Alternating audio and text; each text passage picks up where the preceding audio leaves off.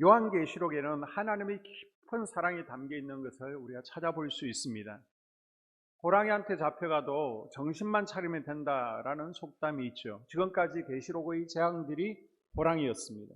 그러면 재앙들 사이에 삽입된 말씀들이 있습니다. 이것이 우리가 찾아야 될 정신입니다.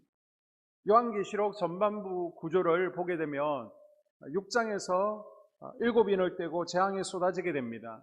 그러나 7장에 이는 맞은 자들은 보호하신다는 거예요. 두려워하지 말고 정신 차리라는 것입니다. 그리고 8장과 9장에 6나팔에 울리고 재앙이 쏟아지게 됩니다. 그리고 10장은 바다와 땅을 밟고 있는 천사가 가진 작은 책을 요한에게 먹으라고 합니다. 이것은 말세 성도들의 사명은 말씀을 먹고 그것을 전하고 살아내는 것이라는 거예요. 11장은 요한계시록이 22장까지 되어 있으니까 전반부의 마지막 장입니다. 11장에서는 하나님의 말씀을 먹고 하나님의 마음과 계획을 알아 정인의 사명을 감당하는 자들은 대환란의 마지막 기간 동안 보호하시니까 정신줄을 잡으라는 메시지입니다.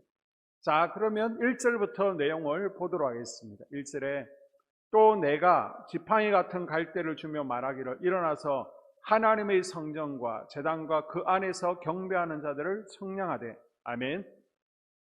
이 갈대는요, 카네라는 단어인데 고대의 길이를 재는 줄자로 갈대를 사용하게 됩니다.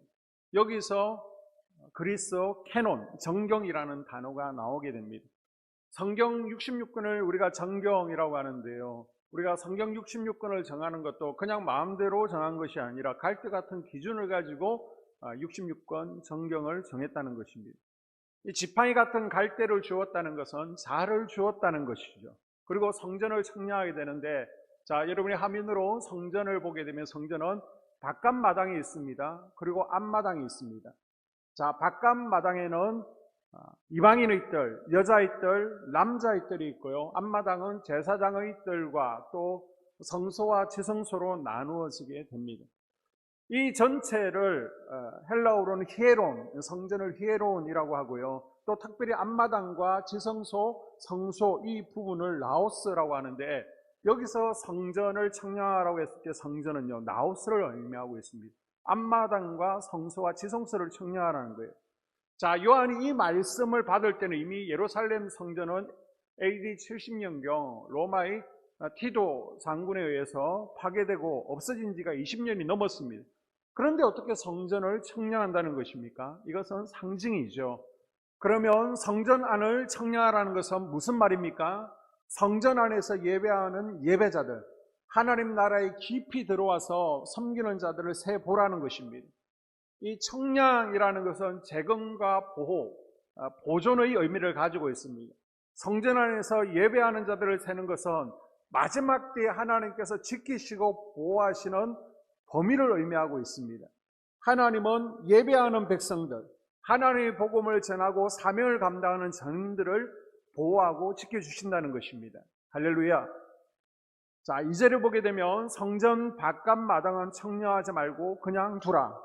이 성전 바깥 마당은 이방인의 뜰, 여자의 뜰, 남자의 뜰이 있는 곳으로 그리스도인이라는 이름은 가졌지만 은혜만 맛보려고 하고 헌신하지 않고 사명 안으로 들어오지 않는 자들이 있는 곳을 의미합니다. 그리고 이들을 그냥 둔다라는 것은 헬라어로 에크발로, 밖으로 던져버리라는 의미를 가지고 있습니다. 썬데이 크리스찬들, 앞마당, 사명 안으로 들어오지 않고 뭔가를 요구하고 받기만 하고 은혜만 누리려는 바깥 마당에 있는 자들을 하나님께서 마지막 대환란의 때에 보호하지 않고 이방인에게 내어주겠다는 말입니다. 분명히 성전에는 속해 있습니다. 기독교회라는 이름은 가졌습니다. 교회 교적부에 등록되어 있습니다. 그러나 이들은 바깥 마당에 있지 앞마당으로는 들어오지 않습니다. 이들은 적 그리스도의 세력이 핍박하는 대환란 기간 동안 하나님께서 보호해 주시지는 않는다는 것입니다. 자, 2절에 보게 되면 이것은 이방인에게 주어선적 그들이 거룩한 성을 42달 동안 짓밟으리라. 요한은 성전 마당만 밟고 다니는 기독교인들은 대환란 기간, 즉 42달 동안 적 그리스도의 세력에 의해서 핍박당하고 짓밟힘을 당하는 이상을 보게 됩니다. 여기서 나오는 42달은 다른 말로 3년 반이라는 말이 됩니다. 이 3년 반이라고 하면 떠오르는 단어가 뭐죠? 3년 반의 2배, 7년. 7년 대환란입니다. 그런데 7년 대환란이라는 단어는 성경에는 없습니다. 여기 3년 반이라는 단어에서 유추해낸 것이죠. 그러면 3년 반, 42달이라는 단어가 왜 나왔느냐? 역사적인 이해가 필요합니다. 여기서 42달이란 유대인들에게는 굉장히 익숙한 기간입니다. 역사적으로 이것은 신구약 중간시대, 이제 구약의 말라기가 끝이 납니다. 그리고 신약, 예수님이 오기 전 그 시대에 있었던 사건입니다. 로마가 태동하기 전에 헬라 셀루커스 왕조의 안티오코스 4세가 스스로를 에피파네스라고 불렀죠. 신의 현현이라고 했습니다. 자기를 신이라고 부릅니다. 교만한 왕이죠. 이 안티오코스 4세가 예루살렘을 점령하고 예루살렘 성전을 더럽힌 사건이 있었습니다. 이것이 다니엘서 8장과 11장에 예언되어 있습니다. 8장 11절, 또 스스로 높아져서 군대의 주제를 대적하며 그에게 매일 드리는 제사를 없애버렸고 그의 성소를 헐었으며 예루살렘 성전의 예배를 폐하게 될 것이라는 겁니다. 역시 11장 31절에서도 군대는 그의 편에 서서 성소 곧 견고한 곳을 더럽히며 매일 드리는 제사를 폐하며 멸망하게 하는 가증한 것을 세울 것이며 예루살렘 성전에 우상을 세울 것이라는 겁니다. 실제로 다니엘의 예언대로 안티오코스 4세가 이 예루살렘 성전에 제우스상을 세우고 돼지피를 성전에 뿌리고 돼지고기로 제사하고 할례와 안식일을 금하고 성경을 불태우고 핍박했던 기간이 있습니다. 이 기간이 얼마냐? 3년 반, 42달입니다. 우리 민족이 일제 36년을 치욕의 기간으로 생각하는 것처럼 이스라엘 백성들은 이 42달을 예배와 신앙과 자유를 상실했던 고통과 환난의 악몽 같은 기간으로 떠올리고 있습니다. 이 3년 반이 42달이고 다니엘서에서 말하는 한때, 두때, 반때, 즉 세때 반이고 1260일이 됩니다. 자, 그런데 성경에서 굳이 환난의 기간을 명시하는 이유는 두 가지 정도의 이유가 있습니다. 첫째는 핍박은 영원하지 않기 때문에 견디라는 것입니다. 또 한 가지는 핍박은 정해진 기간이 있다는 것입니다.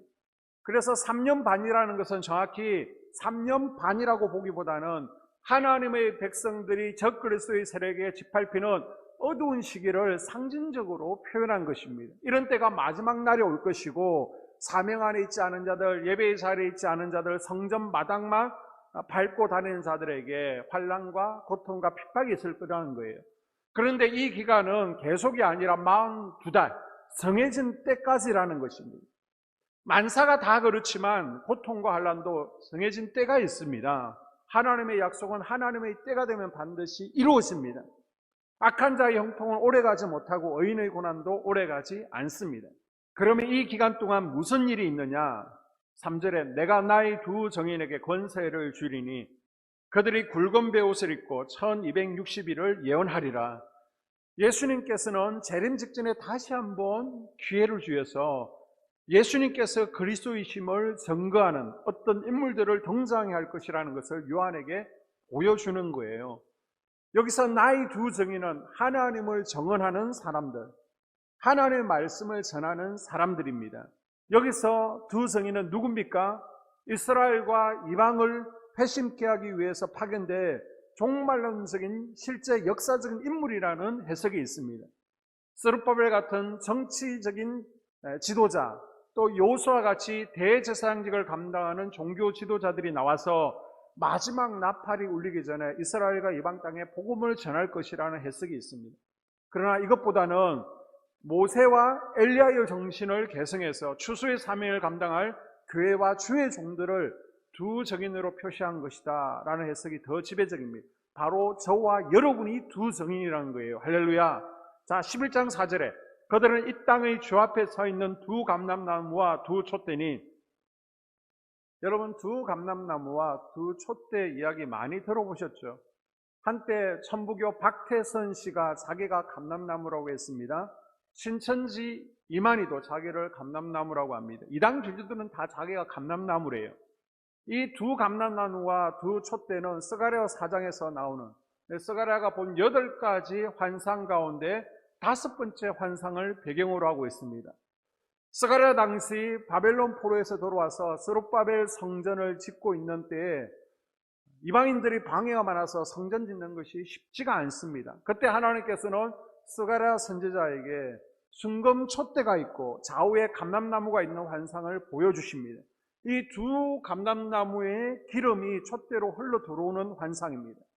그래서 4장 14절에 보게 되면 기름 부음 받은 자 둘이란 포로기한에 앞장섰던 유대 정치 지도자 총독 스룹바벨과 대제사장 여호수아를 의미하는 겁니다. 이 두 사람이 성령의 기름 부으심을 통해서 능력을 받고 그래서 교회를 다시 세우고 교회를 보호하는 역할을 감당하게 된다는 것이 스가랴서 4장의 예언입니다. 자, 이런 맥락에서 본다면 요한계시록 11장의 주인공인 두 증인을 두 감람나무라고 표현한 것은 이 두 증인이 성령의 기름 부으심을 받고 성령의 능력으로 자기에게 맡겨진 정인의 사명을 잘 감당하는 사람이었다는 것을 상징적으로 설명한 것입니다. 자, 그러면 11장 4절에 두 촛대는 무엇을 의미합니까? 계시록 1장 20절을 보게 되면 일곱 촛대는 일곱 교회니라. 촛대는 교회인 거예요. 그래서 두 촛대는 박해와 환난의 때 예언의 말씀을 전하는 모든 교회들을 두 촛대로 표현하고 있는 것입니다. 자, 두 감람나무와 두 촛대의 의미를 종합해 보면 두 정인은 성령의 능력을 받아 정인의 사명을 잘 감당하는 성도들을 상징하는 거예요. 밖으로는 예언의 말씀, 회개의 메시지를 선포하는 것입니다. 그리고 안으로는 촛대인 교회에 에너지를 공급하는 보배로운 성도들을 의미합니다. 이 두 정인이 굵은 베옷을 입었다고 하는데 구약에 보게 되면 선지자들이 타락한 백성들에게 회개를 촉구할 때 베옷을 입고 말씀을 선포하죠. 요나서 3장 5절을 보게 되면 니느웨 사람들이 하나님을 믿고 금식을 선포하고 눕고 낮은 자를 막론하고 굵은 베옷을 입은지라.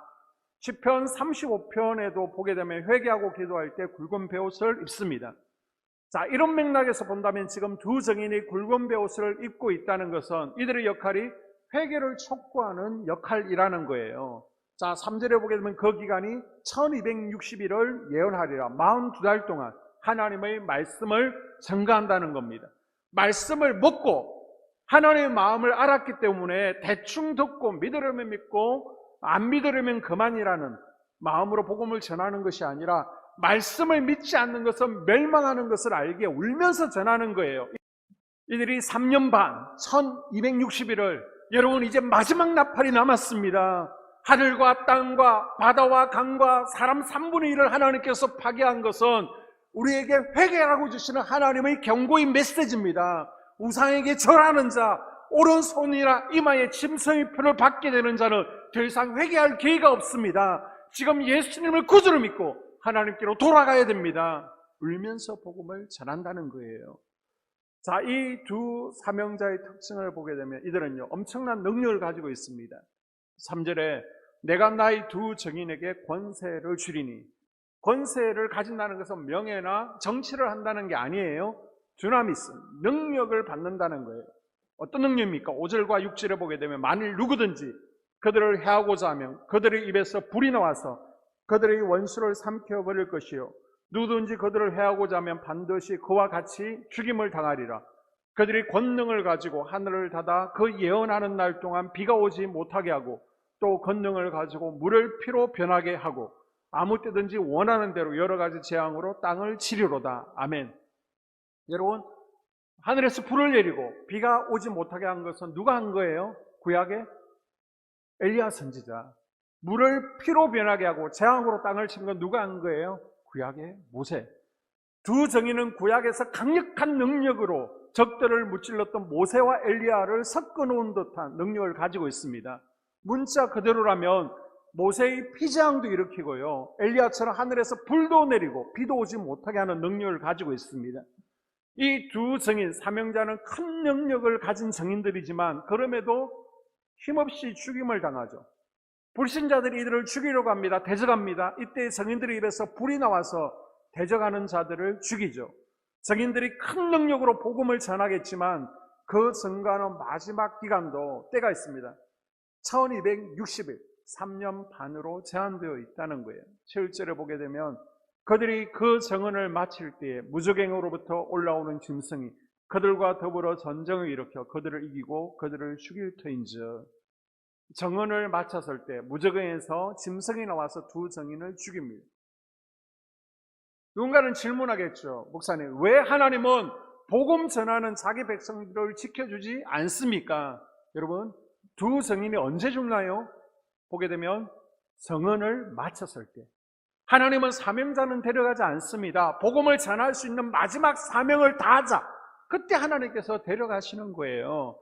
세례 요한도 사명을 다하고 순교했고요. 사도 바울도 예수님의 12제자도 사명 다했을 때 하나님께서 데려가셨습니다.